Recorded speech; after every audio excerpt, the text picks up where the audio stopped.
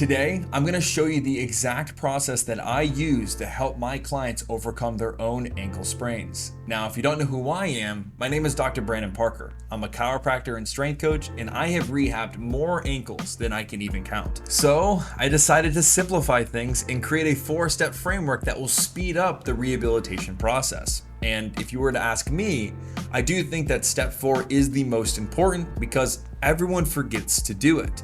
But I would actually love to hear your opinion on this. So at the end of the video, drop your comment below. I would love to hear from you. So let's hop into the first step of this framework where we're going to be warming up the ankle joint and preparing it for new stresses. Now, I don't think it's a secret to anyone that when we warm up a specific area, we're going to be improving our overall blood flow, coordination, and range of motion.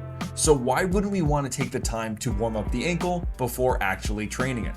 One of my favorite movements to do this is the ankle circle. Not only are we able to explore deeper ranges of motion, but we can do it in a way that's safe and non-weight bearing. Now, the goal of this movement is to create the biggest circle possible, but in a slow and controlled manner.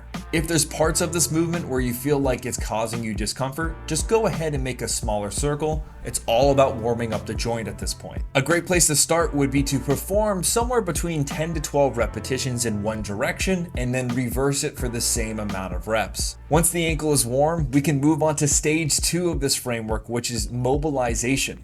A great movement that we can use for this are ankle rocks. The goal of this movement is to push into deeper ranges of motion and restore what was lost due to the injury.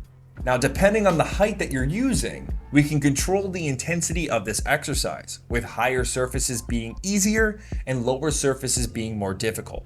After completing about 2 rounds of 10 to 12 repetitions, we can then move on to our third step of this framework, which is going to be strengthening the ankle joint through the new range of motion that you just obtained. A great exercise that we can use for this is any variation of the calf raise, and it all depends on where your current capabilities are. If you can handle it, a single leg calf raise that is elevated would be considered the gold standard of a strong and healthy ankle. However, we can reduce this motion into a staggered stance calf raise or even just a standard calf raise on the floor. With strength being the number one thing that's going to help us prevent future injury, we want to take our time with this exercise, making sure that we're getting the most out of it. My suggestion is stick around this movement for around 3 rounds of 10 to 12 repetitions. Now, by this point in the exercise routine, your ankles are going to feel tired, which is perfect because now we're going to be challenging the ankle's ability to stabilize and balance in different positions. One of my favorite exercises that we can use to challenge your ankle's ability to stabilize is the star balance drill. Set a timer for anywhere between 30 and 60 seconds and go ahead and start to reach outside of your center of gravity. Every time you venture out, you're going to be challenging that ankle to keep your body upright.